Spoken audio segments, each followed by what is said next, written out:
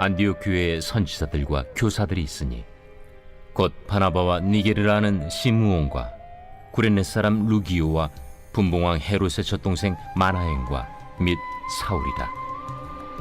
주를 섬겨 금식할 때 성령이 이르시되 내가 불러시키는 일을 위하여 바나바와 사울을 따로 세우라. 이에 금식하며 기도하고 두 사람에게 안수하여 보내니라. 두 사람이 성령의 보내심을 받아 실루기아에 내려가 거기서 배 타고 구브로에 가서 살라미에 이르러 하나님의 말씀을 유대인의 여러 회당에서 전할세 요한을 수행원으로 두었더라. 연합을 통한 역사. 성령은 선교의 영이십니다. 선교는 단순히 다른 나라에 가서 전도한다는 뜻이 아닙니다. 선교의 1차적인 목표와 사명은 우리의 한계와 굽은 생각, 기도의 폭 등을 탈피하는 것입니다. 본문은 선교의 주체이신 성령께서 실제로 선교를 어떻게 추진하시는지 보여줍니다. 첫 번째로 성령은 계층을 뛰어넘는 팀워크를 통해 일하십니다. 1절을 보면 5명의 선지자와 교사가 나옵니다. 온유하고 성령 충만한 바나바, 아프리카 출신의 흑인 니게르, 안디옥 교회의 창립 멤버 구레네 루기오, 헤롯의 젖동생으로 왕족 출신 마나엔, 그리고 마지막으로 정통파 바리새인이며 유대 지성인 바울입니다. 이처럼 안디옥 교회의 구성원이나 선교 파송의 주체를 보면 어느 한 계층에 국한된 것이 아니라 모든 계층이 망라되었음을 알 수 있습니다. 부유한 사람도 있고 정통파 히브리인도 있고 왕족 출신의 귀족도 있습니다. 성령이 일하시면 사회적 차별과 신분적 구분, 경제적 구별이 모두 철폐됩니다. 이 일이 왜 선교사적으로 중요합니까? 당시 계층 간의 갈등은 오늘날과 비교할 수 없을 만큼 굉장히 심각했습니다. 이방인들과 함께한다는 것, 더 나아가 이방인들을 품는다는 것은 상상하기도 힘든 일이었습니다.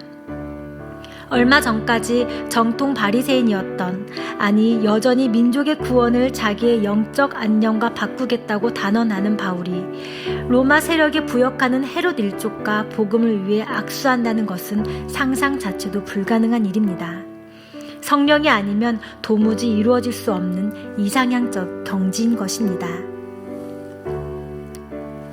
금식을 통한 역사. 두 번째로 성령의 역사는 금식을 통해서 옵니다. 주를 섬겨 금식할 때 성령이 이르시되, 초대교회는 중요한 일이 있을 때마다 기도하고 금식했습니다.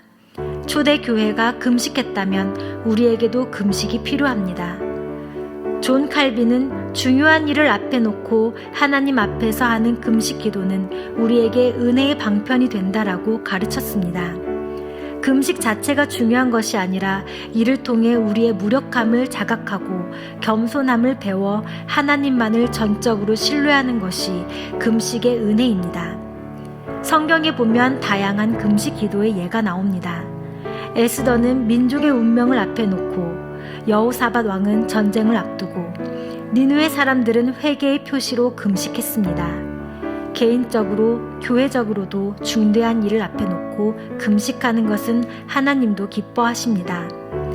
다만 명심해야 할 것은 금식이 공로가 아니라는 사실입니다. 만일 보상을 바라고 금식한다면 그것은 값없는 은혜를 거래로 변질시키는, 한마디로 하나님을 욕되게 하는 행위입니다. 하나님이 금식에 응답하시는 이유는 인간이 전심으로 자신의 무력함을 내보이며 하나님만 바라기 때문입니다. 우리도 금식을 통해 내면의 골방 기도를 열방을 품는 기도로 승화하길 바랍니다. 협업을 통한 역사. 세 번째로 성령의 역사는 성령의 주권과 인간의 책임이 조화를 이루며 나타납니다.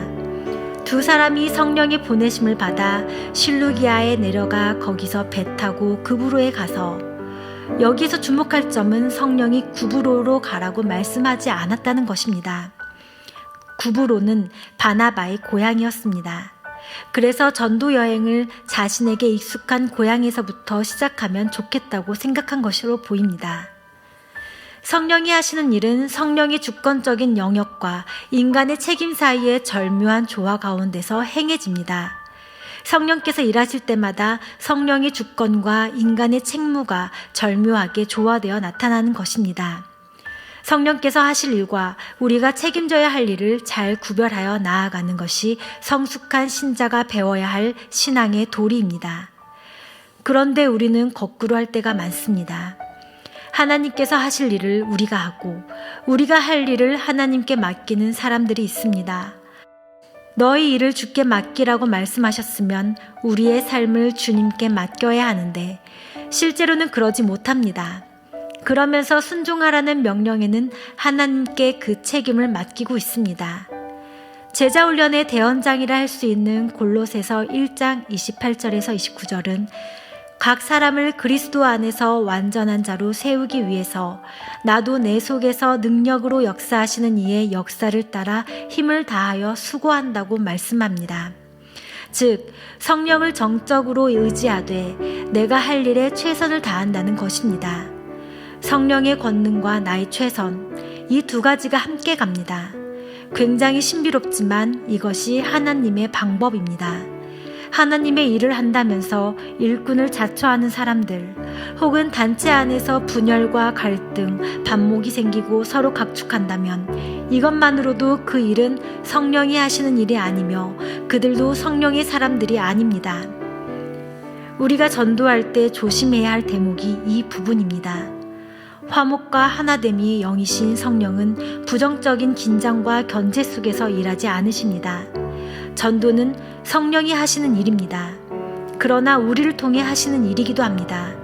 성령께서 우리를 보내 영혼들을 찾으실 때 연합과 기도, 그리고 우리의 책임과 조화를 이루며 그 속에서 일하심을 잊지 마시기 바랍니다.